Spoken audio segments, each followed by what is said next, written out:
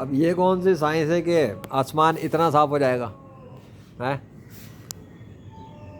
बताओ, ये कौन सी साइंस है कि आसमान इतना साफ हो जाएगा? खुद ही देख लो, हम तो दिखा रहे हैं और ये पूछ रहे हैं कि ये कौन सी साइंस है कि आसमान इतना साफ हो जाएगा? बता दो मुझे, तुम बता दो, तुम्हारी साइंस क्या कहती है? खुद हो गया है, खुद ही सफाई हो गई पूरी, खुद ही चले गए?